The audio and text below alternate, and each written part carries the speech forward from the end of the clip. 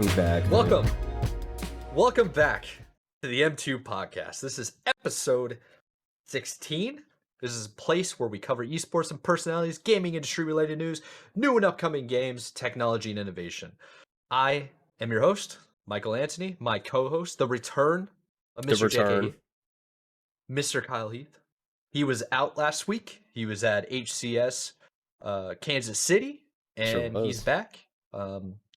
And I guess what we should get out of the way, you're a little bit sick from the trip. Yeah, unfortunate, but I did catch a little something. I don't think it's COVID because I tested negative with an at-home kid. Yeah, it's excellent. Very good news. But I don't know what it was. There was a few of us that got sick in the group we went with, so something was going around, but I don't know what it was. You know, you're not the only one, because I told you I got sick last week, maybe a week and a half ago. Some of my coworkers got sick like this week. Hopefully not from me. Pretty sure not from me, because they like a couple of them were already sick beforehand. Like a couple that I hadn't even like came in contact with. You guys said you got sick. I have some other friends and like family members that have gotten sick. So maybe there's just like a cold going around or something. Yeah, something. Everybody's testing negative.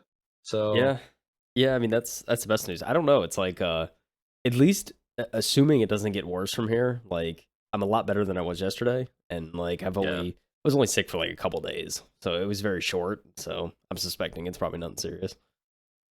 Yeah, that's good. You're feeling better though. But you want to fill us in on HCS? How was the trip last weekend? Dude, it was a lot of fun, man. I had to say it was worth it.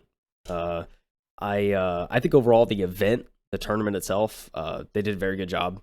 Like Halo did a very good job running it. I think overall, at least also from a competitive perspective, I didn't compete, but from what I saw, matches seemed to run smoother. There was still, of course, like, you know, like console issues in some parts, and like they did have some production issues. Some more kind of game breaking than others. Games crashing a lot, especially on main stage. I mean, it is what it is, but there was also some like funny stuff. Like I think at one point, especially when Optic was playing, there was at one point where Trippy's like cam, because they have the cams on each of the players, his cam flipped upside down, and like everyone was just laughing. So it was the funniest thing ever. Like that happened. There was also 1.2 when Optic was playing. Like I feel like most of this stuff happened when they were playing, at least more from what I noticed. But it's like there was one point where they were switching perspectives of who was playing in game, and they just had APG on the screen. So like you just saw his perspective, but they'd be on any perspective, and it would just stay on his cam for whatever reason. That's funny. That's another really good one.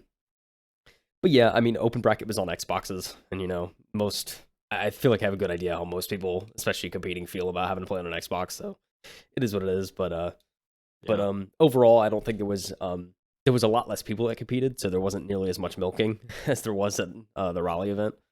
So that was good. I mean, I think more people got to play, and they didn't have to wait around as much.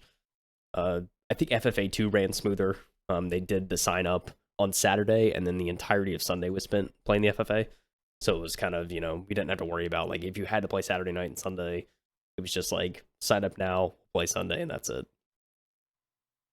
Nice. That's pretty cool. I know, so I'm in a couple of like competitive discords for Halo Infinite, and I saw people using like the @8s command or role to basically like get people, but what they're doing is they're like, @8s, we need people at station like 20, so that people were coming over and playing like LAN Money 8 matches. And I was like, oh, so they had open play, because in Raleigh they didn't. Yeah, they didn't. Which is, it's pretty sick. Yeah, I mean, they had open play, which is great too. I mean, you didn't have to like, there was no formal way of doing it. You kind of just like go to a station and play, which was cool. I mean, they had the officials around if you needed help or anything.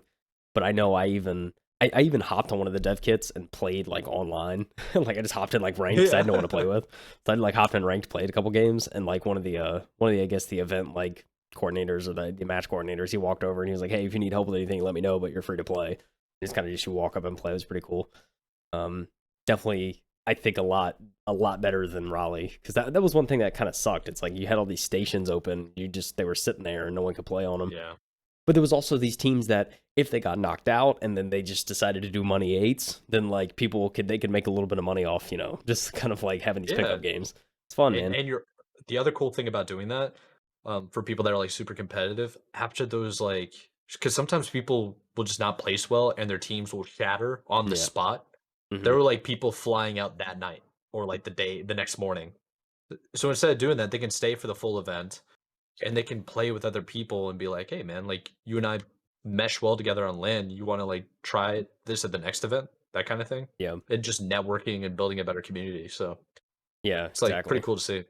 Yeah, it's really cool to see. I think it kind of helps build that confidence too, because if you don't compete as well at the event, but then you do Yeah, really well in like Money Eights, you're like, okay, there's something here. We can build upon this and hopefully come back in the next event stronger. Kind of gives that confidence, especially on land. absolutely. Because I'll tell you right now that I think nobody expected the outcome of this event, especially on main stage. Like the main teams, pool play and everything. I know going into it, personally for me, Optic was a favorite of mine. Like I think everyone, a lot of Yeah, people were like, oh, they played so yeah. I well think online. everybody. Like surely they're going to do well on LAN, and it just wasn't the case. Like Optic ended up placing third of the event overall, and Sentinels ended up taking first, which I don't think anyone predicted that. That was like No, they they look like they they're in shambles right. I mean, at for the past, months. yeah. I mean, at the past events too, especially like I know Anaheim is the first time they had Royal too, but even then, that's like they only had one event with them, and they didn't. I Yeah, think they placed like fourth. I don't even remember, but they definitely didn't place like as well as they could have. And so no, going into KC, it's like whoa, like this team they've been practicing, like you could tell. Um, yeah. Well, when you guys were there, remember, I sent you guys the DM, and I was just talking about Sentinels, like trying to list everybody that was in the different group plays. And yeah, I think some maybe it was Nick. Nick might have said something about like Lethal being like a liability, and I was just like, right off the top, it was like, yeah, he didn't play particularly well, admittedly, but that entire roster went silent for like weeks. yeah, Like they weren't posting on Twitter, they weren't live on stream. They were just kind of like radio silent. Definitely comparative to where they were like around Anaheim. It was like after Anaheim, they just stopped. It was like yeah, they had a come to Jesus meeting of like, guys, we won like every event in Halo 5 and we're getting beat by Cloud9 now. yeah. I know, So they obviously turned it around in between Anaheim to Kansas City. So that's pretty cool to right? see. Yeah, it's awesome to see. And I mean, I think overall, lethal, especially in pool play, like he just didn't perform well. And so going into Yes, like the champ bracket, like all that, it's like, dude, okay, he popped off. I don't know how they're gonna do. And then all of a sudden, they just like they honed in, clicked, and then all of a sudden Yeah. they're shutting out teams and just 4-0ing every match they have. It's like it's crazy, man. Yeah, they But they yeah, they know how to show up, man. They for didn't drop sure. a single game, did they? I don't think they did. Not in especially not in like well, see, I don't know. I think in champ They rack, I didn't don't know if drop they in group. dropped. They didn't Yeah, I don't drop in know. group. I know that. I know in the grand finals they didn't drop. They 4 No, Cloud9. swept. Yeah, Um twice. yeah. No, No, no, they just did one. lose. They did lose in grand finals for winners, not grand finals, winners finals. Yeah, yeah. They did lose a couple of games, I think. But Think, yeah. I mean, yeah, they lost to Optic, 2 games, 3-2, right? yeah, I think Yeah, something like that, yeah. They definitely dropped some games. I mean, regardless, like no one expected it. I think them taking first, it's kind of like cuz a lot of casters, going into the event were like, "Well, this is the most like competitive like these are definitely going to be the most competitive pools we've seen in Halo yet." And they yeah. weren't kidding, man. Like it's just like no one expected Sentinels to take that victory and Optic to play how they did, and like C9 especially, like just like no offense, but they just seemed checked out like in They the grand seemed, finals. Like it was just not good. yeah.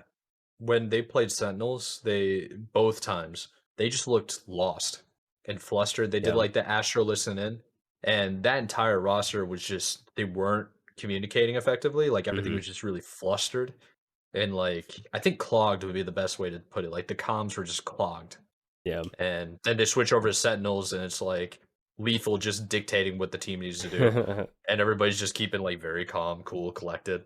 Snake bites over here, just like, yeah, guys, they're just like, we need to get these rockets next.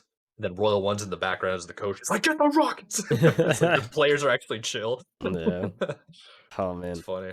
Yeah, dude. It was a great event. I think especially if you like competitive Halo, it was fun to watch. Like it's at the end of the It day. And it, so it had I me was amped.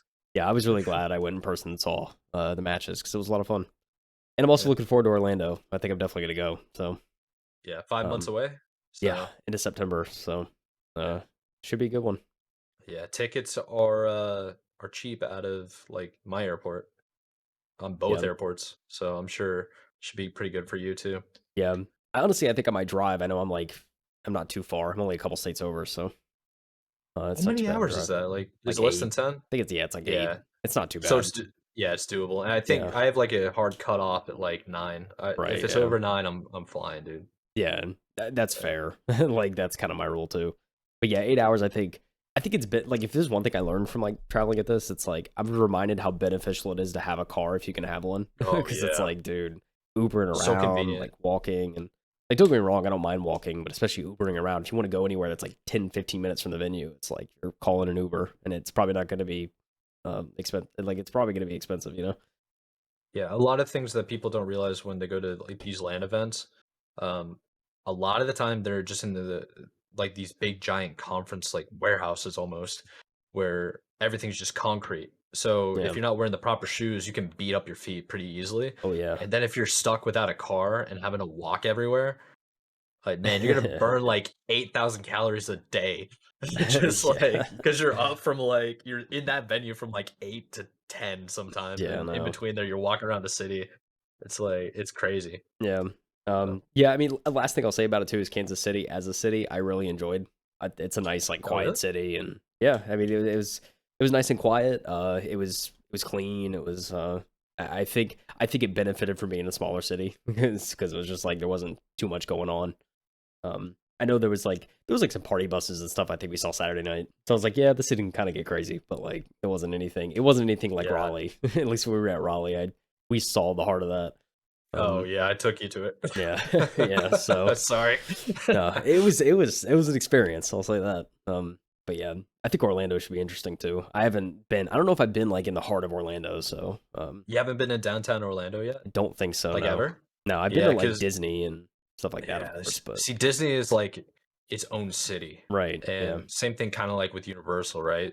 So, when you go to Orlando and you only go to those 2 spots, you're not really in Orlando. Like, downtown Orlando has, like, really cool bar scene, really, really good food. It's like the drinks, the atmosphere is really nice, and the weather's always good, especially at yeah. night. Just Oh I mean, yeah, that's just Florida in general, but, like, yeah, Orlando's a good location, but you gotta actually go to downtown Orlando to yeah, experience it, you know? So, yeah, yeah. Hopefully, I get to do that at the next event. Should be fun. yeah, absolutely, sir. Well, we do cover the news, Yeah. and we might as well get to that. So, the news for the last week, what do you got for us? Let's take a look, shall we? We have I don't know, six-ish articles. I have a decent amount to go through. The first article I found was on Search Engine Journal, and it's about YouTube Live adding a redirect viewers feature to other channels. It's very similar. If you are a Twitch user, I'm sure you know about raids. It's pretty much that. Um, but YouTube added it this past week, and I think it's about time, right? Like this is Yeah, something it absolutely is. it's something I've heard it's kind of in the works, kind of like that, and like gift like subs and stuff like that. Kind of like Twitch has gift subs. I know YouTube's trying to do something similar. And I believe it's coming out soon, at least from what I've heard. But this is this is another thing that's making YouTube Live that much more of an interest, I think, especially if you're an upcoming streamer, or you're thinking about streaming at all. This feature just kind of adds on to that, and I think raids overall, I noticed like, um, I think Twitch raids can help to an extent, but they don't help as much as like people seem to think. Um, Yeah. it's definitely cool if you like say like, hey, here's a creator I really like, and he just so happens to be streaming. Why don't you go hang out with him? And it's cool they get that viewer boost and everything. But I know oftentimes it doesn't really like not many of those viewers stay, but I still like that feature, and I'm really glad YouTube has like decided to add that. Um, I mean, I don't know. What are your thoughts on all of this, Mike? Well, I mean, I can piggyback off of your comments about Twitch raids. I don't think they really help much either. It's one of those things that if you're basically like a brand new smaller streamer, you don't have very many viewers. It's one of those initial boosts where I feel like is a good opportunity to help you sort of train or practice for a bigger audience and a chat moving quickly. Also, I mean, having that many people, like let's say it's a couple hundred, and you're used to like 10, that can be kind of like that stage fright feeling you would get, like if you're trying to do a performance in front of a big group of people staring at you. So being emotionally prepared for that is good practice too. But when it comes to like retention rate, I don't think it helps at all. Oh yeah, Um, I yeah. don't think there's really any stats for that. But with YouTube implementing it, I mean, it's definitely about time. And this is coming on the heels of I mean, you and I watched it about Ludwig confronting the CEO of YouTube.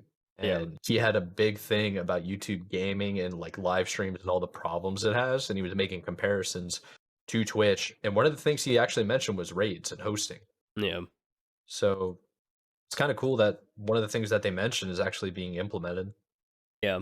Yeah, if we've learned anything out of this, is that YouTube pays attention and YouTube will listen to Yes. criticism and Yeah. implement it, which is always a great trait. But yeah, I mean, to your point too, I think, raids, like you said, it could prep you, especially if, like, huge streamer raids a smaller streamer. It could help Oh, kind of prep you for that. I mean, granted, it's like trial by fire because it's like instant, right? Like all of a yeah, sudden you have like it you could have is. like thousands of people watching you. It's like, whoa. But I mean, at the same time, and also it kind of, it does help you in many ways, many more ways than you probably think. But but yeah, I mean, I don't have too much more to add on this. I think it's very exciting. This is a step in YouTube dominating the streaming space because they get closer and closer every month. I mean, it's kind of just I it's mean, coming. yeah, it's almost here. I really do. I mentioned it so many times. Like they're a couple of UI changes away, and then Twitch becomes irrelevant.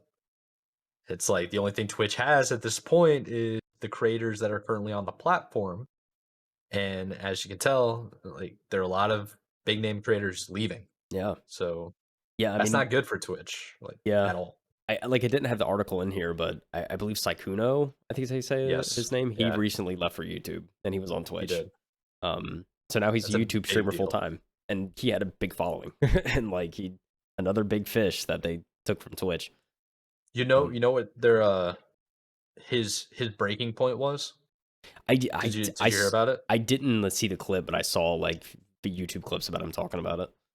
I didn't Yeah, see him though. he Twitch in an email misspelled his name Mm. and basically called him like Sakono or something like that. Dude, Like something that's I mean, it's not that offensive. Like right? you got to be annoyed if you're a Twitch partner and you have like thousands of viewers and they misspell your name on the verge of your contract expiring, you Dude, know? Uh, yeah, that's I'm just out. unfortunate. I mean, Well, this go ahead.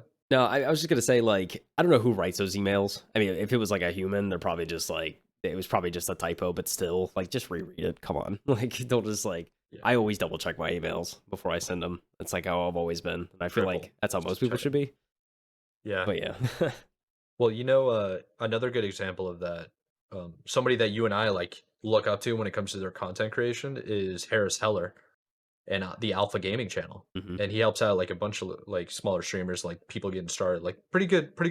What's it called? Very strong resource for people that are trying to stream and content creation.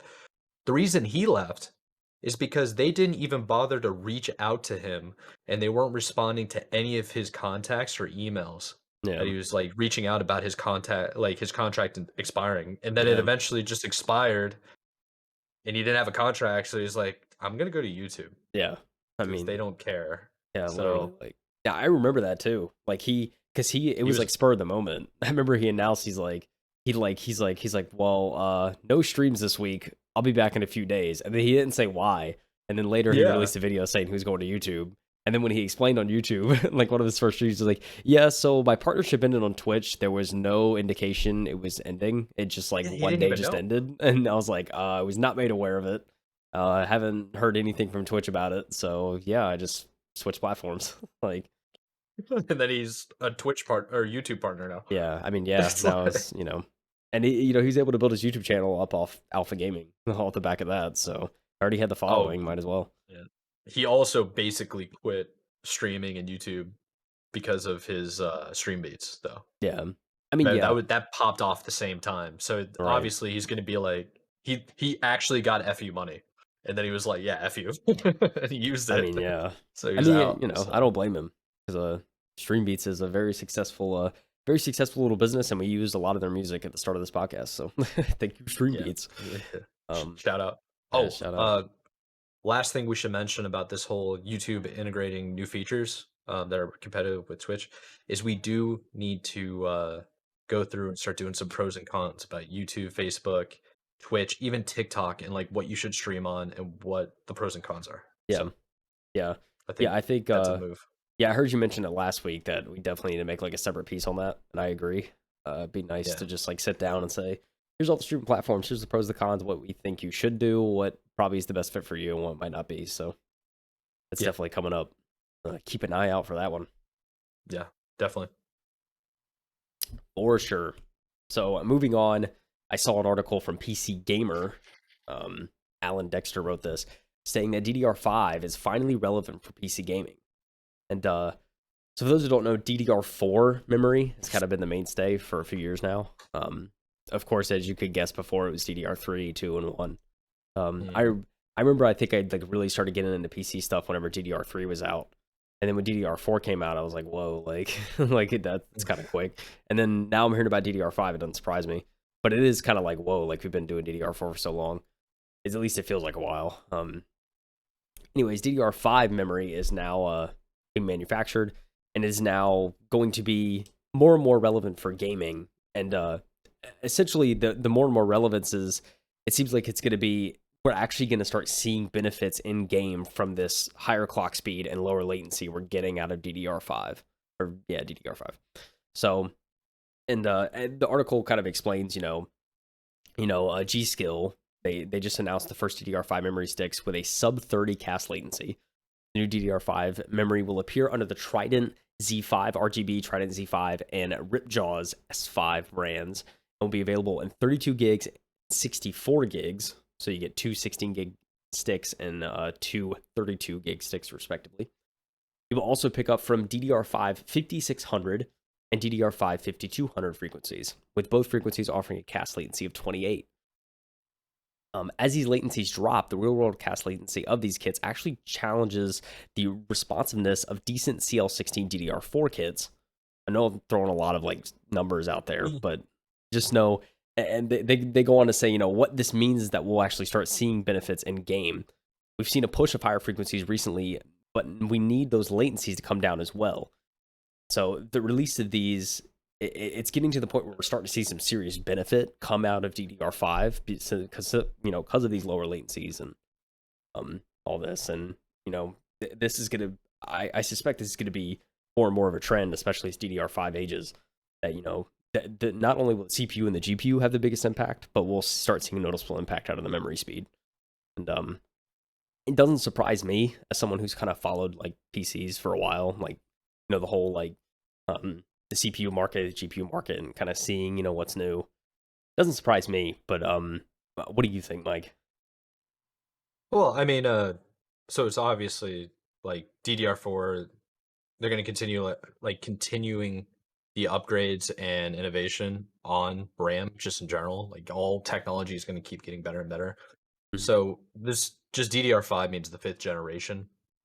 And what I guess like the too long didn't read version of this article for people that are just gaming is you're going to be able to get a couple more frames per second out of having a faster RAM stick. But for somebody that's like high intensive programming, any type of applications that demand a bunch of RAM, this is going to make your programs go faster. So when it comes to gaming, they pretty much utilize like your CPUs and GPUs in particular for like speeds and all the performance data. But what they're essentially getting at now is like between DDR3 and 4 and all the different clock speeds, there wasn't much. What do you want to say? Like cost to performance ratio. Like the more you spend, it's not going to really boost the performance of your game. You're just better off getting a better graphics card.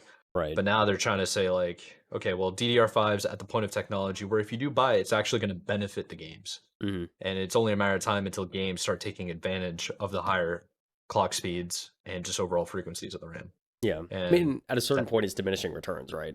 Like you can exactly. only put so much money Yeah. in before it's actually worth the amount of money you're putting in.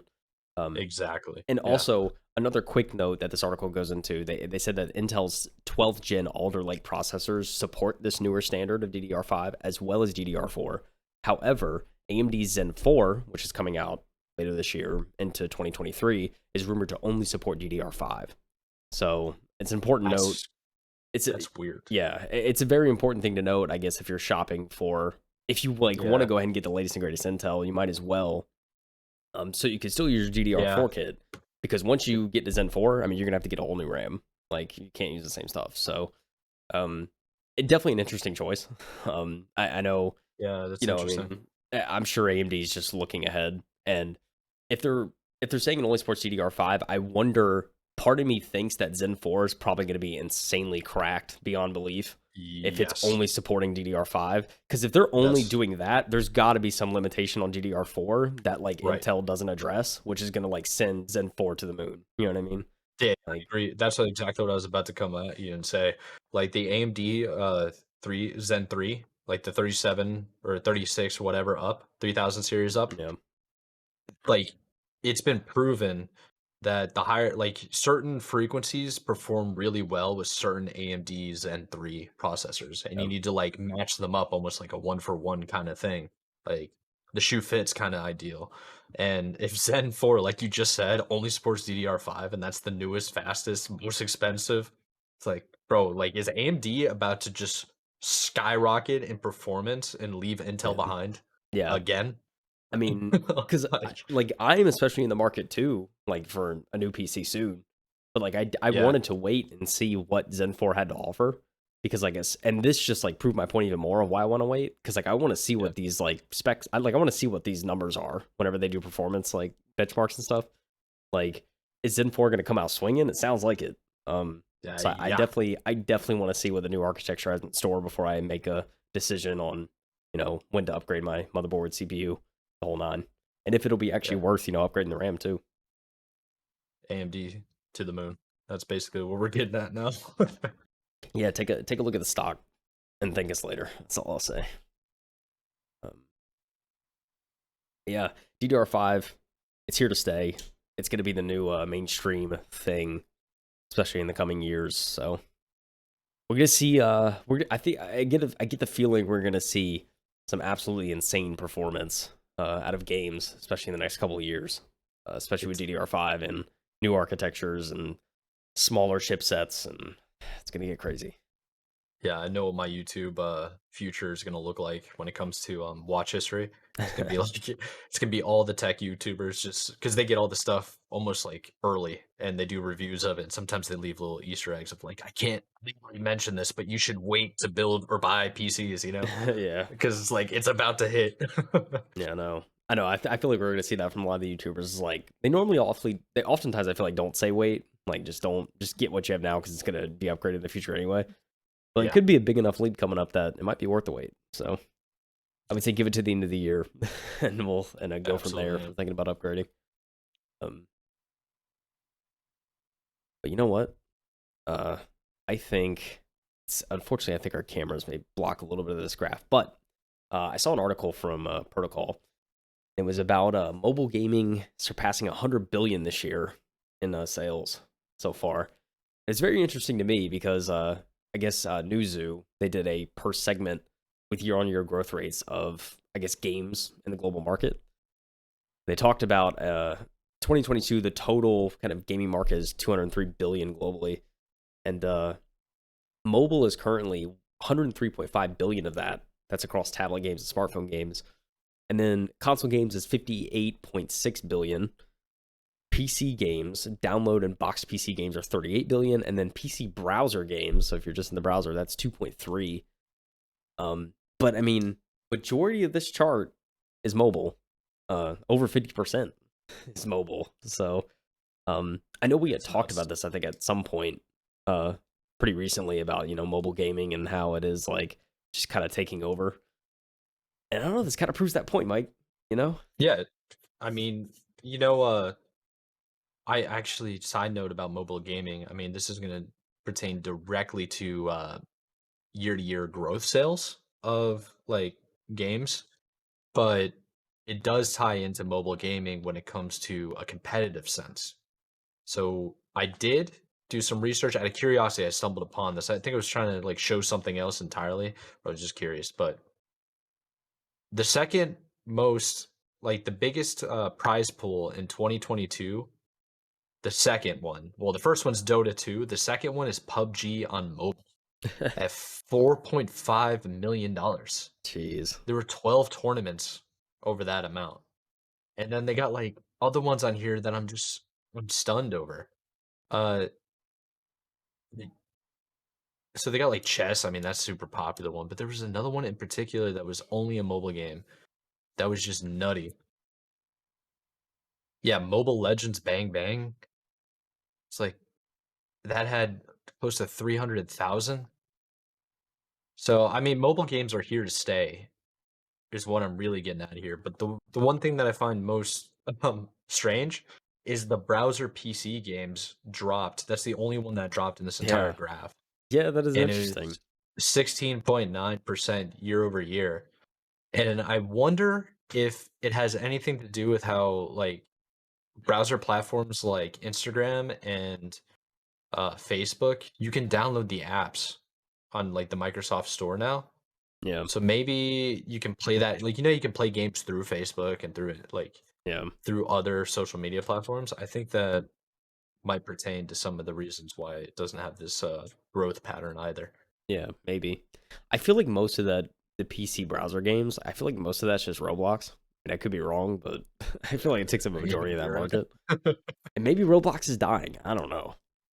I don't play like Roblox that much, so I don't really know. Um, but yeah, I mean, there's not a whole lot that comes to mind for PC browser games unless you're like used to do like cool math games, if that even counts. I don't I don't know if that like is in that kind of vein where or like Newgrounds. I think used to be huge back in the day. Those are browser games, but I mean, I think overall a lot of those browser games too are like they're Flash games, right? Like Flash is what they were Yeah. developed on, and Flash is no longer supported. So it's like Yeah, that actually did that's end last year, didn't it? yeah, I think so. So I mean, into That 2020 might or be what it is. 2021, I can't remember, but I mean, But it was fairly recent that Flash ended, so that could be another reason why that is taking a hit. Um, but yeah, I mean, it's that's the only one that decreased out of every single platform. you know what? You're right. It ended July 1st, 2021. There you go. And all those games were likely built on Flash. And they were all on major web developers like Safari, Chrome, Edge, and Firefox. Yeah, And then they removed it completely. yeah. I mean, now it's all what So, I guess HTML based. Like most of them yeah, nowadays, the more modern ones, you could pretty much do what you could in Flash through just like HTML5 yeah, and all of that. So it's like there's no point really. But yeah, it's a good point. It basically became obsolete, which is why they got rid of it. Adobe doesn't need it anyway. They're crushing it in every other facet. yeah, So, I mean they don't need it. yeah, Um, but overall, how do you feel about the mobile game growth? I mean, a lot of people like hardcore PC console players are just like mobile gaming. Ew, yeah, that's no, not real. yeah, I feel like it's always been like that. But like, I mean, everyone has a phone, so it makes sense. Like, you know what I mean? If everyone Yeah, had an Xbox, we'd see huge numbers out of Xbox. If everyone had a console, we would see that. So it only makes sense to me that mobile gaming is so huge. And I mean, dude, the microtransactions are so easy to sell on mobile. Like, just anyone that has a phone. It's like everyone already has it, and then like there's a lot of games that just milk like microtransactions. So it doesn't surprise me. I think yeah. it's those gamers are definitely the most prone to falling for those microtransactions. So Accidentally clicking on it and yeah, stuff. yeah, that could happen sometimes.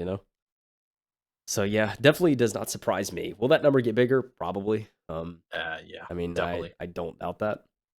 I I mean, think every one of those numbers is going to get bigger. yeah. What's interesting, I mean, if we look at the year over year percentages, I mean, console games had the highest growth out of all of them. Mobile games altogether had what is that 6.9% growth, I guess, total.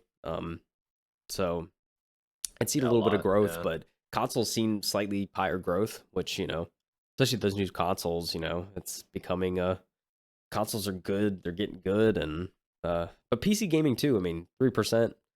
I like part of me kind of wishes that was higher because like PC gaming is just the way to go. Because like even if you don't use it's keyboard and mouse, you use a controller, right? Like, and you just get but better experience. there's one inconvenience though. You can't take it anywhere. I mean, there's options though to that too. I would argue. I mean, Yeah, there's definitely portable, not only portable builds you can make, but there's also like I know like Alienware tried to get into that kind of small yeah, they desktop did. market. Yeah, I mean, I don't know how well they did, but like um, super mini ATX or whatever. yeah, it was like is it IPX? I think it was like the tiny, like Yeah, really small ones. just buy Um, an Xbox at that point. yeah, I mean, you really could. But yeah, I mean, with Xbox and PlayStation, no. I know at least on PlayStation 4, and I'm sure it's still the same, you could just plug a keyboard and mouse into it. And some games support it, some games don't. Which, Yeah, it's fine. But yeah, I mean, I think it's good to see that console games are still growing. But I think mobile's just going to get bigger and bigger, man. I mean, even that's so altogether, sick. too, the 2022 total, 203.1 billion. I mean, that's even grown 5% year over year. So, I mean, altogether, gaming's still growing. Yeah, yeah, it's going to continue to grow too because we got to remember, like, not just games being sold and like all this kind of stuff, but like the expansion of games into a public medium like televisions and movies and Yeah, just making games overall more accessible. Like there are different niches and communities that are becoming super popular and like more mainstream. And as that grows, people are going to be touching games for the first time ever. And that number is just going to keep going up higher and higher and higher. That like people our age and older who grew up playing video games are going to have children. Their children are eventually going to start playing. It's like it just keeps going. It's a cycle yeah, now. It's like an yeah, entire like economy that's it's gonna be nuts. yeah. Definitely gonna be crazy. And yeah, it's only gonna grow.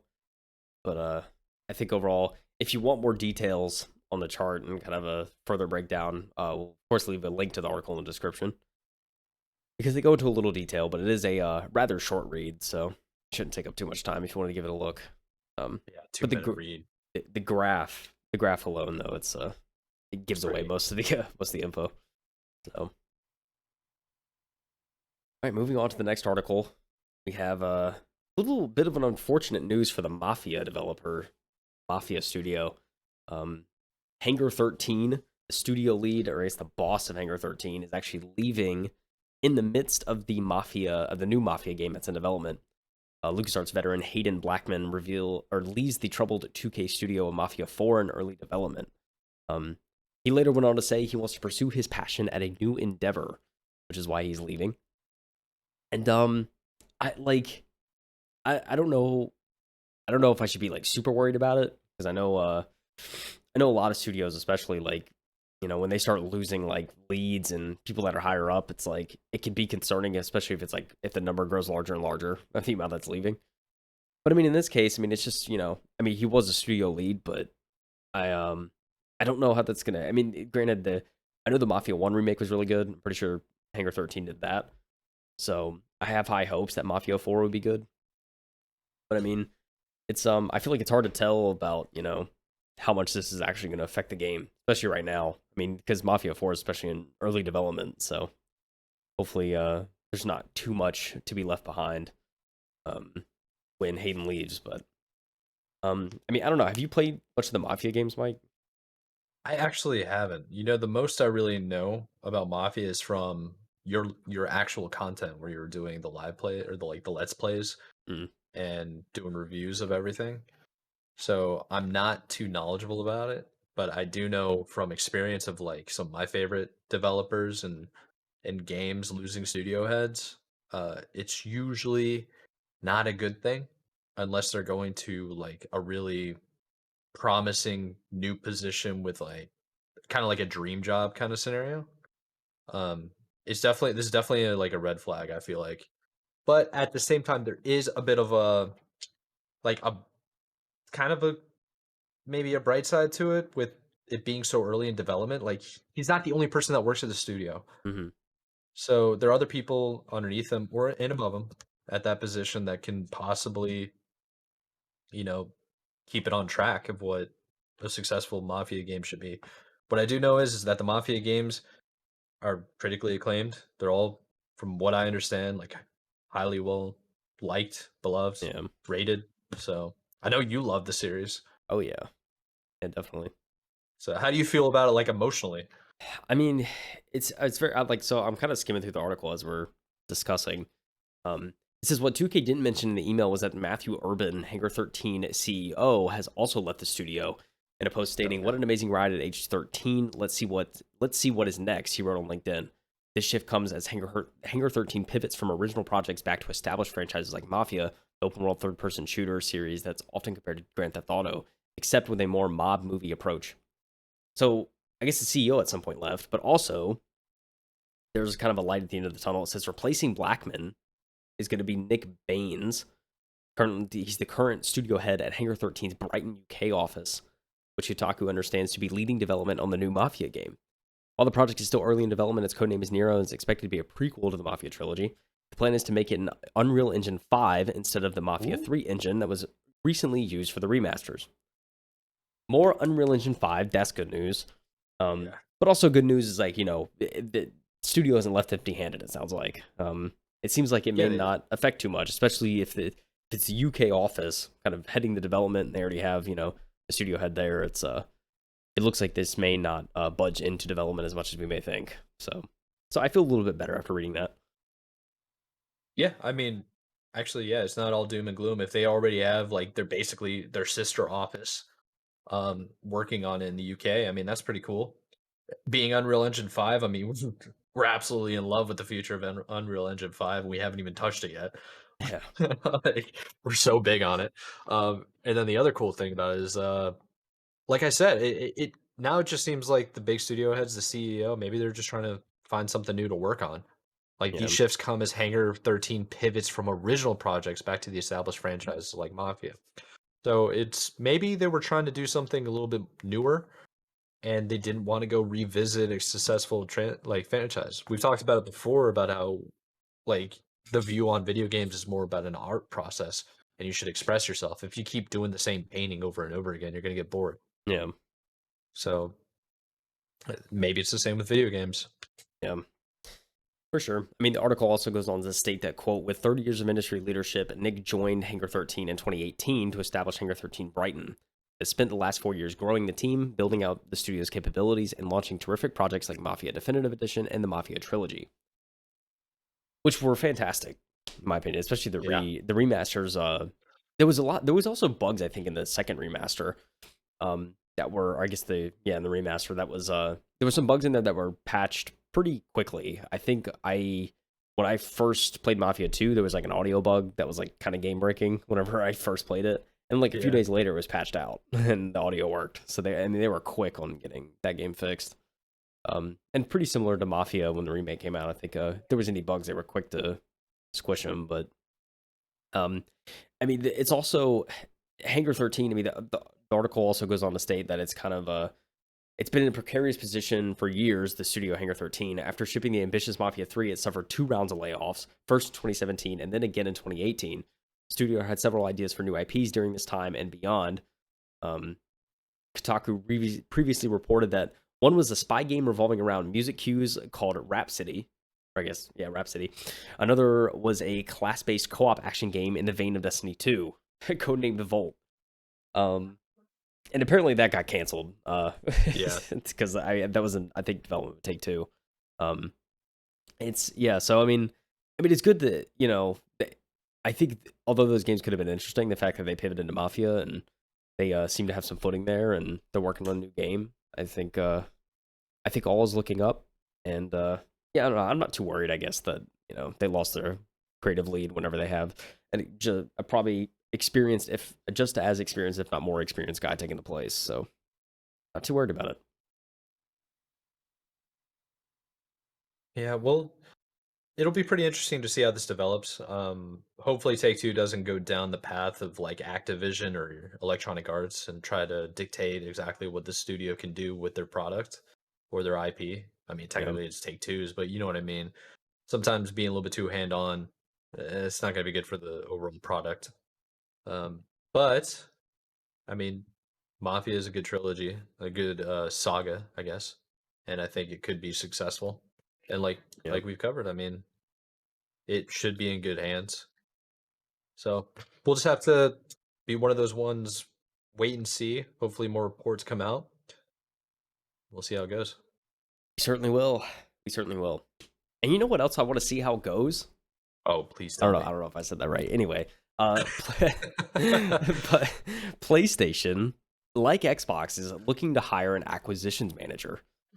This is coming from IGN. They are in fact making moves. PlayStation is hiring a director of corporate development to help identify acquisition opportunities and bolster its collection of first-party studios. We love to hear that. They actually said in a Twitter post this earlier this week, saying that SIE is seeking a director corporate development to be responsible for identifying inorganic growth opportunities through acquisitions, investments, and joint ventures, attractive M&A and investment opportunities. And they, I guess, posted that job posting. Um, and I don't know. There's not like too much. There's not too much more detail to go into. I will say that I think this is just it's exciting because it's PlayStation is trying to do something similar to Xbox, and Xbox is doing it so right. The fact that PlayStation is Yeah. willing to follow suit and not just like be like pissed and not do anything about it, I think is fantastic. So this is amazing. You know what I'm saying, Mike? I know what you're saying, but I do have a slight concern, okay? Um, First of all, I wanna go ahead and, preemptively say, like, I'm excited for PlayStation to be making some moves, but I also feel, like they're trying to chase what Xbox is doing, and I feel like they're 3 years too late. You know what I mean? And they're trying to Yeah, play catch up to try to create a they've just like let's just cover it over, okay? Like I'm kind of rambling a little bit, but like let's do a recap. Sony has basically come out and started posting some of their like legacy games, huge titles, and bringing them to PC. They're trying to come out like has done that too. They're trying to do some form of a Sony PlayStation Plus, which is essentially like the Xbox Game Pass. They recently went and started a job posting about PC integration for Sony games hiring, like a job hiring for that position, and now they're doing an acquisition manager.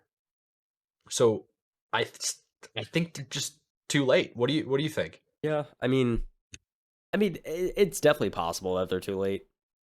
Microsoft has so much now. It's like what's left Yeah, kind of thing.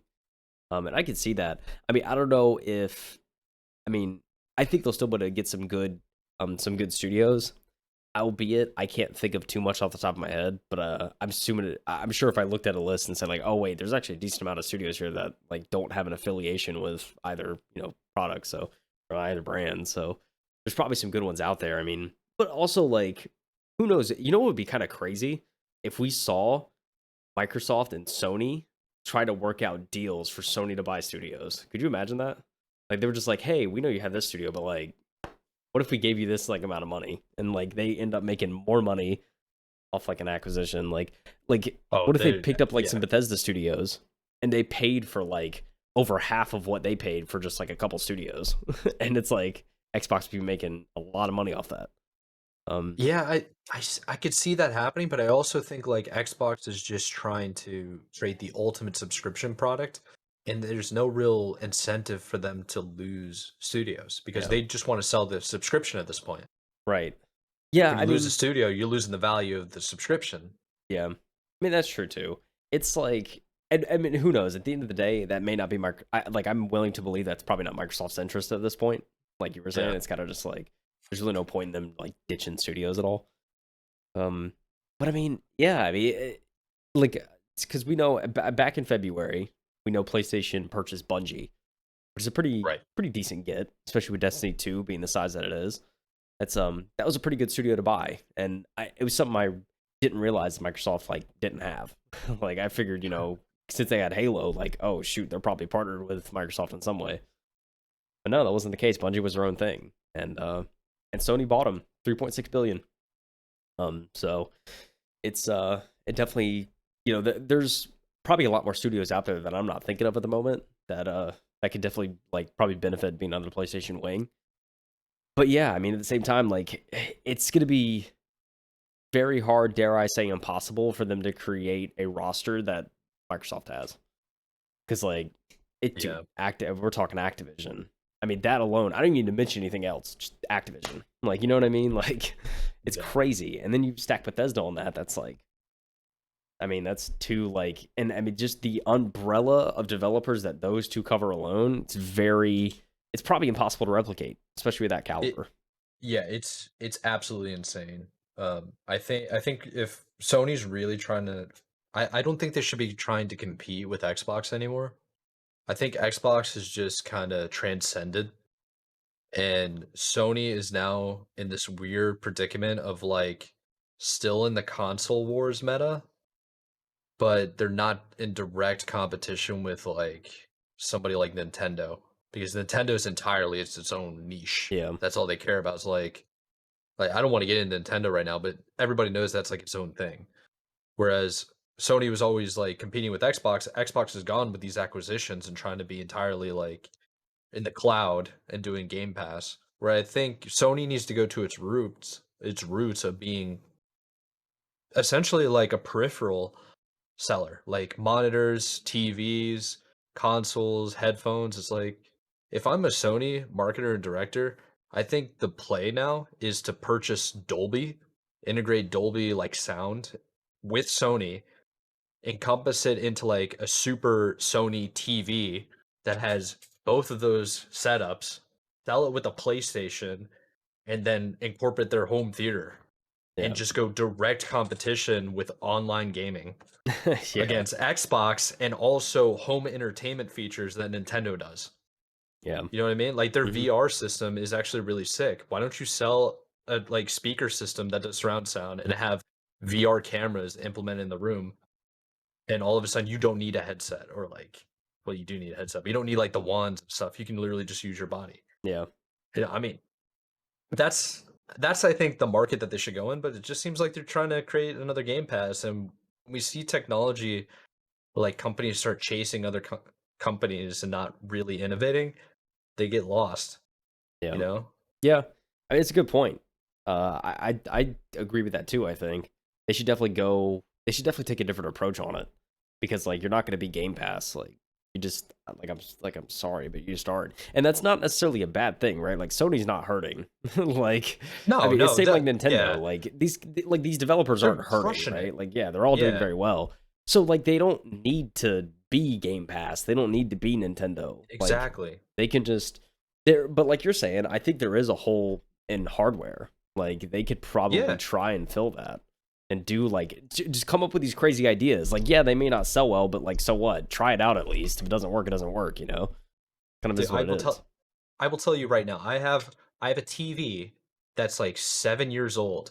If I could buy a new HD like 4K TV that already had a PlayStation like PS5, even a PS4 implemented it, I would buy that tomorrow. I would not care. I would immediately do that. And you're telling me I don't have to worry about hooking up my console underneath the stand and Yeah, have to put like that ugly looking PlayStation. Sorry, Sony fans, but that's an ugly PlayStation. Put that underneath your stand. Like, come on, man. You telling me yeah, it's built into the TV? You know how sick that would look if all you have is a TV mounted on the wall, nothing near it, yeah. Nothing and you're under him. playing PlayStation. Be kind of sick. Not gonna I'm lie, telling, bro, hire me. Like I will be a dude. consultant. I got I mean, ideas. It's. yeah. I feel like I'm selling the dream right now. Yeah. I Um, was like, well, as you were saying that, I was trying to think of arguments against that. It's like, well, then I can't bring my console with me anywhere. But like, who brings their console anywhere? And like, if I yeah, could bring a whole TV, hey, my whole setup's right here, dog. I don't need to bring anything else. yeah. Like, Do you know how it's goated that would? Yo, come to the land. Okay, what do you need? What do I need? I got the TV, dog. It's all in one. All in. You know how sick that would be? Oh my god, I'm so amped up right now. We need to pop off on this podcast, get some clout so I can DM a Sony rep and he responds. Because I'm telling you, we could crush this Oh game. my god. They're not even gonna talk about Xbox Oh, anymore. show up to a land, bro. That's so good. Oh my Yeah, god. show up to a land. What do you got? I got 24 I inch got. TV. And then the I other got sponsor team have 60-inch TVs. You know how crazy that dude. would be? Oh man, Lance would hit different. Oh my Oh, it'd gosh. be so sick. It's like Oh, bring your own, the bring your own computer lands that they do, like yeah. DreamHack does. Oh It's like yeah. bring your own TV. Yeah. It's got a Sick. PlayStation built in.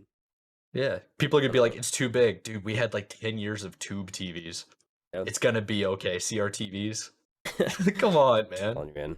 So I think the conclusion of this article is hey Sony, don't go for games. Just go for hardware.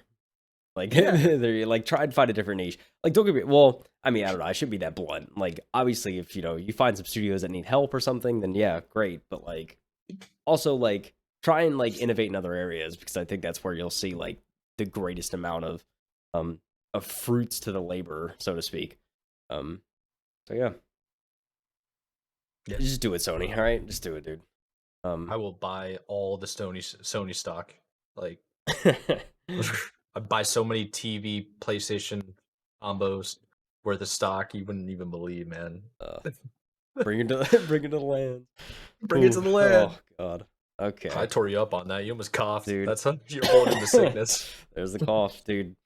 That was so good though. Oh, okay. You know what's not good? No, you're I about to tell me though. about to tell you. I know you don't want to know, but you're about to find out. I know. So Intel's CEO expects that the chip shortage will last until 2024. That's his prediction. Yeah. Yeah. So less than a year ago, the article also states less than a year ago, the Intel CEO expected the chip shortage to drag into 2023, and now he's delayed that into the next year. Or I guess they've delayed that into the next year. Intel CEO Pat Gelsinger is anticipating that the chip shortage, which has been negatively impacting many industries, including the gaming industry, will remain an issue well into 2024. So let's see what the reasoning might be. So in a recent interview with CNBC, the CEO told the outlet that the chip shortage might drag on for 2 years due to the strain on key manufacturing tools. We believe the overall semiconductor shortage will now drift into 2024. They previously predicted several times that they expected the chip shortage to drag into 2023, with the first mention coming last July during the company's Q2 earnings call. In October 2021, he reiterated that the supply chain issues could extend into 2023. But now in the Q1 2022 earnings call, they're suspecting, it's going to go on for another year. Very unfortunate, but at the same time, Xbox, I think, has proven that even though there is still a chip shortage, the amount of people like trying to scalp consoles and the amount of people that need consoles at this point is a lot less than it was last year, right? I mean, just the fact that the Series X was in stock for, and some retailers for at least like I don't know, a few days, a week, something is crazy. Yeah. It's getting more and more. Yeah. I mean, and especially retailers like around like Target. We did that article about Target trying to reapproach the way they sell these consoles to give people a better chance of getting them. I think try to curb the scalpers was the big thing. The Yeah, bots. I mean, just changing the approach. I think retailers are getting more innovative with it. So, I mean, I think overall, like, although this chip shortage is a thing and it's going to be a thing for a while, I think the biggest industry this affects is probably the car industry, the automotive industry. Yes, That absolutely. that this will probably affect that until 2024, 2025. Like, I mean, that's just there's no doubt. Because like that's just that bad. Like if you've ever been to a dealership recently to like get any maintenance done, you know what I'm talking about. It's you're not seeing any new cars on the lot in the showroom, nothing. Or you're seeing a bunch desperate for used cars, like desperate. And then like you go out, you'll see like there's like videos and stuff of like these huge like lawns and like not lawns, but like huge like factories and stuff where they just have these cars completely done except for the computer. It's just not. They don't have any electronics in it. Just hanging out. It's like they're just chilling. And the wait lists are like ridiculous, like 2024, 2025 for some of these cars. It's crazy. And this is 2022 models. It's insane. That probably won't slow down anytime soon, unfortunately. But no. But I think in the console market, I'm not as worried about it because, like I said, I mean, it's not a necessity like a car is. It's there's going to be ways that especially retailers are going to try to combat some of the scalping and stuff. So I'm not as worried about it. I don't know, but what do you think, Mike? Well, so the supply chain issues could extend until 2023. That is basically coming on the heels of China being on lockdown. Like Beijing has been on lockdown for 5 weeks. Yeah. And they're going into the next with no sign of it becoming unlocked. Yeah. Lock up. No, that's you know what I mean. People can go to work and start getting back to the supply chain. So, I mean, yeah, prices are going to go through the roof. My car value is probably going to go even higher as the year goes on. Kind of excited. Cars paid off, boys. Pay off your cars. Maybe sell them after the end of this. Like right at the tail end. Time the market. It always works out. Don't actually do that. Not financial advice. But yeah, I think when it comes down to these chips and the shortages, it's like I wish I kind of knew because they always use this term like chip shortage. It's like, well, which chips? Like, which ones in particular? It just seems like they're talking about everything that can go into these motherboards. Like, everything's just frozen. One thing after another. We don't have the raw materials at first. Everybody's getting the raw materials from like wherever they're getting it from. And now they're like, well, we're not being able to build them and ship them out of China now, or like Taiwan or wherever it's coming from. So it's not good. And it this literally comes on the heels of us having a podcast episode 2 weeks ago about how like you could start getting consoles again. Yeah. Like yeah, it was a nice week. Right. Yeah. I You mean, know? yeah. Like I'll read the. I want to read the last paragraph of this article. It says that Intel has Go also ahead. been one of the few companies that have been investing exponentially in into new production lines. Uh, though these new fab locations are not expected to open for another 2 to 3 years, the most notable location Intel announced back in January was in Ohio, which will be the home to the largest silicon manufacturing location on the planet. At the same time, Whoa. other new fabs currently under construction are located in Arizona and Germany. And that's something I'd heard too recently, that like, to I didn't combat the know that. shortage, Yeah. like to combat this shortage, like they want to like just expand production because that's probably the quickest way that we'll be able to get out of it. Yeah. Um, so yeah, I mean, I mean, the biggest thing, like you're stating, I mean, a lot of places around the world are on lockdown still. It's like there's a lot still combating against like efficient production of these chips. So, and yeah, I mean, raw materials. I mean, who knows? Like, I, I don't know if like raw materials are at a point where it's like this is due to that, or if it's just literally we don't have the space to manufacture all this stuff. I don't know the exact statistics on that or anything about that really, but I mean, it seems like they're at least Intel's trying to do something about it, especially on the CPU side. I mean, so it'll be an Yeah, that's interesting actually couple of years. yeah, super nutty that they're doing it in Ohio and Arizona. I mean, if you don't know like the Tesla thing, I think it's either Nevada or Arizona. They have like a gigafactory that they're doing. They also have one that they're building in China, but simultaneously they're trying to do one in the US. And I didn't know that Intel was actually doing this. This is pretty interesting. Yeah, So yeah. I mean, kudos to yeah, Intel, right? yeah. Where you at, AMD? We Where praise you you all the at? time. Where's that production line at? Where you They at? probably got it. DDR5 requirement. Where you at? Yeah, all of that just to not build it. Like, come on. You're gonna sit here and make me upgrade my latest RAM? Come on. Either Malaysia and China is assembly and test manufacturer facilities. So yeah. I mean, Well, hey, we can rely on Intel, right?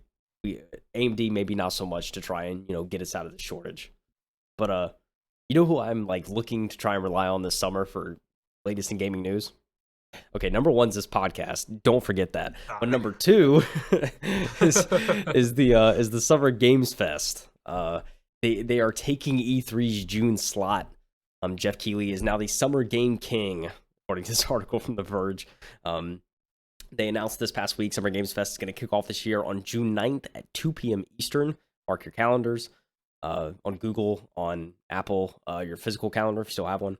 The live show is going to be hosted by Jeff Keighley, of course. And according to the press release, the show will be streamed on basically every platform, including YouTube, Twitch, Twitter, Facebook. I mean, it's like the Game Awards, right? I think it's on everything, and Yeah. there's millions of people watching worldwide. Mhm. But yeah, I mean, they announced this recently. I also saw that was recently announced in tandem with Summer Games Fest that there is going to be an Xbox and Bethesda game showcase on June 12th at 1 p.m. Eastern. So if you're looking to tune into that as well that week, so it's going to be Thursday, June 9th is when this is. It's on a Thursday, and then the Xbox showcase is going to be on a Sunday at 1 p.m. So I mean, one is kind of during work, which kind of sucks. I mean, if you work from Yeah. remote, you could probably catch it, but yeah, if you're at work, it may be kind of hard to catch. You may have to catch it afterwards, but at least on Sunday, assuming you don't work on Sunday, then you'll be Watch able to it catch live. it. Yeah, you watch it Yeah. live. All And of it's gonna be saved on in VOD yeah, content too. So but that's also an important note for this show. June 9th, we're probably gonna have a giant segment on Summer Games Fest on that showcase. yeah, We're definitely gonna go I, over everything, what they talk about, what we liked, and that's gonna be a huge thing, I'm sure.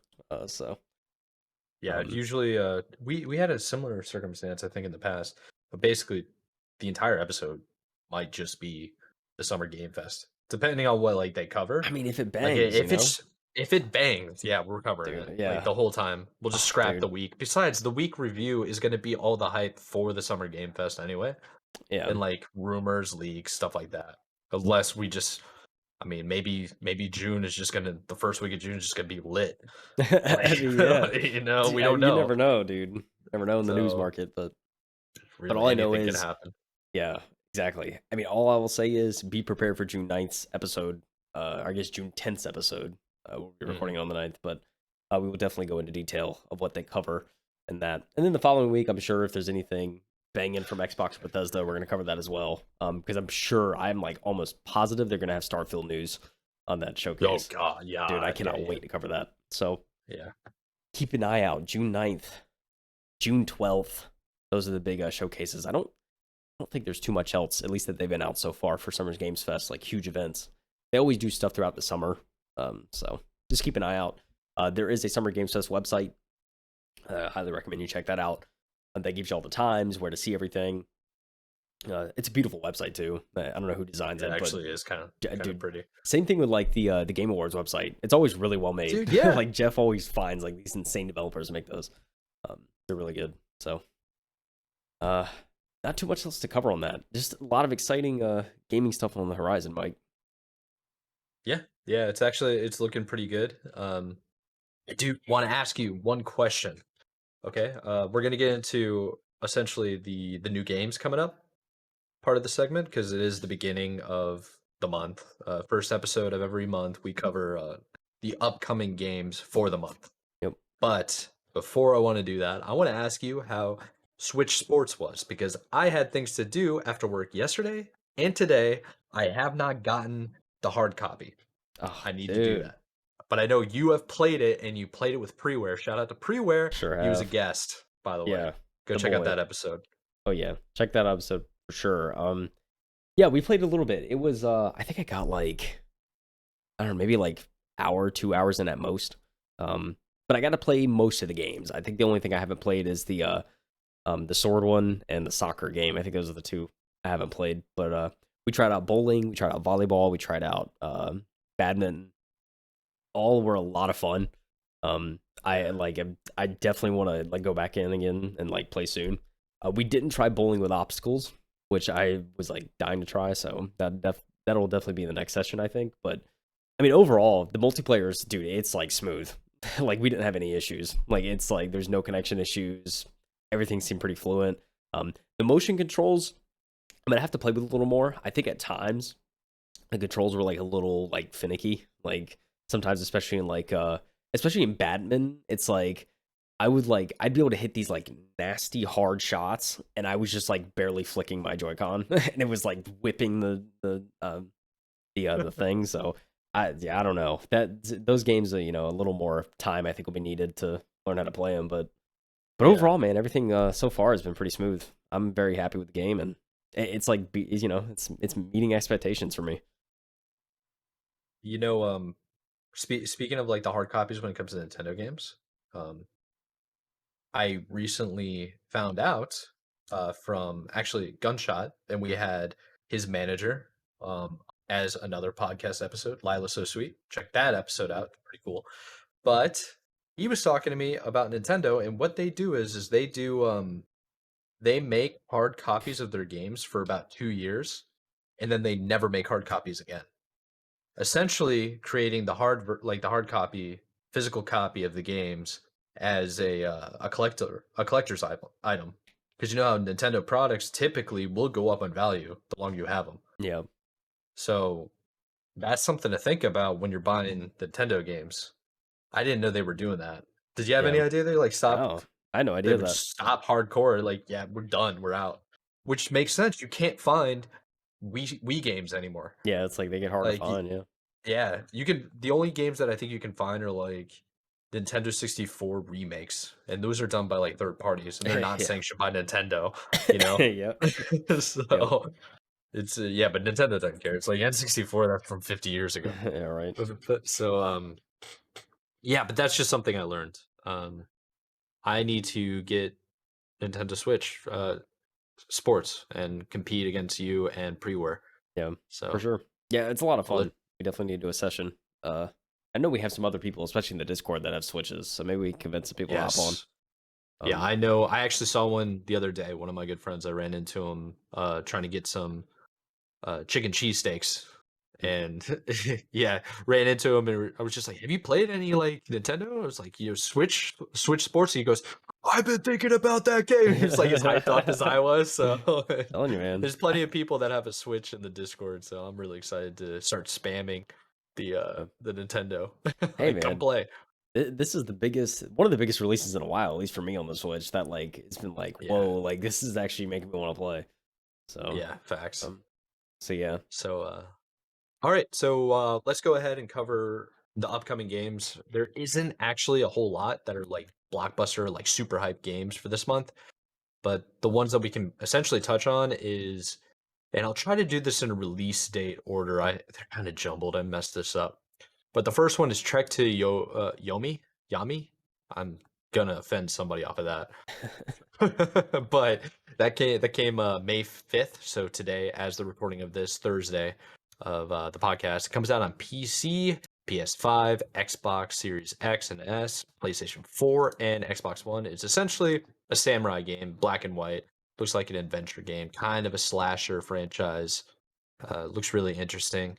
There's also a remake slash port, Warhammer 40,000 Chaos Gate Demon Hunters, and that's only on PC. That came out also today, May 5th. And let's see, we're on May 10th. Salt and Sacrifice, that comes out on PlayStation 4, PC, and PlayStation 5. We have Evil Dead the game, PC, PS5, Xbox Series X and S, PS4, Xbox One, and that comes out on the Switch as well. And let's see, May 19th, Vampire the Masquerade, Swan Song. That's all platforms right there, including the Switch. We have 26, 24. Okay, here we are.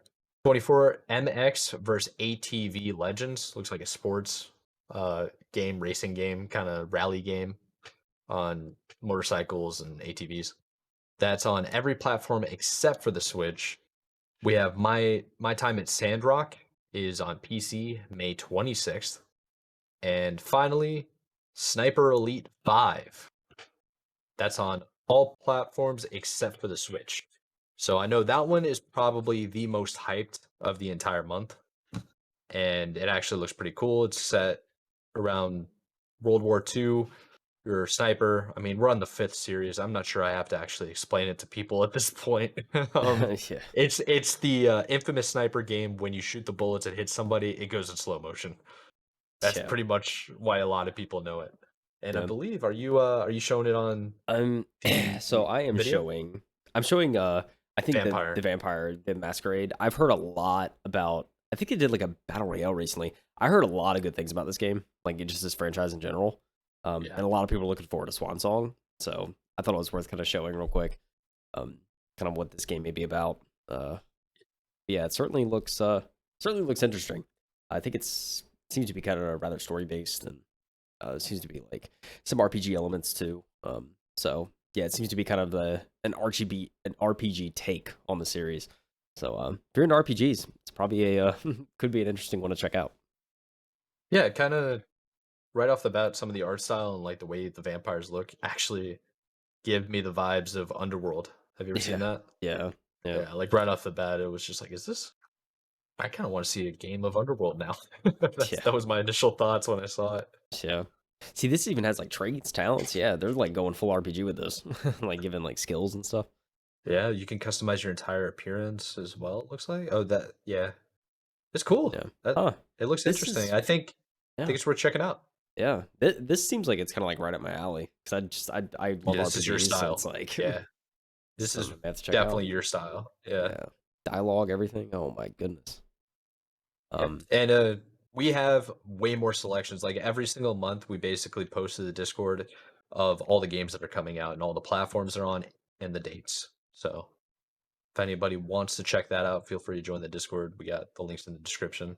And for those still listening, Kyle is pulling up on the video Sniper Elite 5 gameplay, the official gameplay features.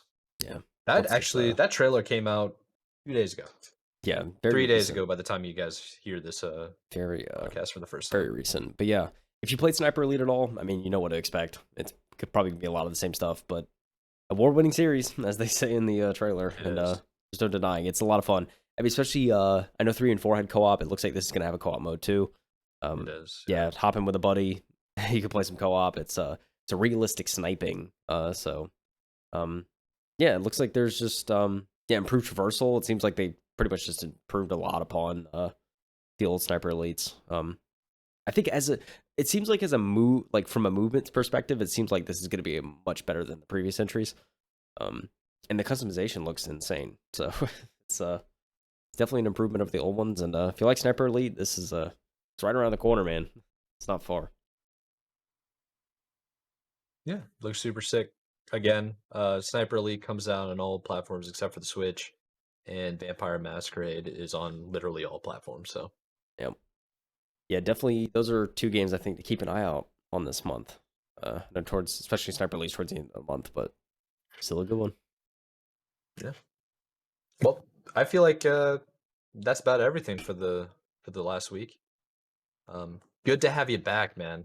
Missed you in the last. Yeah, I'm glad to be back. Episode. I know I was telling you I was like afraid I was probably gonna miss. I'd have to miss again with sickness, but I felt much better when I woke up this morning, which I was super happy about. So gonna have me rambling again. Yeah, I know. Yeah, my voice is probably sounds sick, but I assure you I'm doing well. So yeah, I can hear it a little bit, but I've heard you I think worse before. Oh, You're yeah. all right. Yeah, thankfully it didn't affect my vocal cords. I know. I think last time I got like COVID or something, it actually like messed with my vocal cords, so I literally just didn't have a voice. It was terrible. That sounds awful. I don't even think I had that. I was sick. I was really like messed up for like a month or 2. Yeah, it was bad. Yeah, for like a solid like few days, especially like work meetings and stuff. It was like good luck trying to understand what I was saying because it just wasn't happening. Yeah, but losing your voice, like yeah, I was like, I'll just keep it to text chat. Not gonna do anything, but yeah. Did you ever try text to speech in the meetings? Oh God, no. That's probably a good thing I didn't. Good. It would have been hilarious. You talking and then just the robot comes out. Welcome to the meeting. Like overpronounced. Something like that. God. Yeah, but I'm glad to be back. And yeah, especially with the upcoming stuff and going into this month and next month with Games Fest, I think it's gonna be a lot to cover, and it's just I'm so excited. So excited. Yep. I mean, we say it almost every episode. It's a great time to be a gamer. It's a great time. It really is. It always is, man. It always is. I like to. We have such an optimistic outlook on it because like it's just gaming's great. I'll say it till the day I die. Gaming is amazing. Yeah. It really is. Well, I guess that wraps it up, right? Yeah. Episode 16. This is the M2 podcast. We are your hostesses. Yeah. Michael Anthony and Kyle Heath. Yes, sir. Links are in the description below. Hit us up, whatever you want to do. Hope you enjoyed. Subscribe, follow, like, whatever. Yeah. The deal. Check out all the platforms. Check the links in the description. Thank you guys for listening. On the next episode. See you in episode 17. Let's go. Peace. Bye.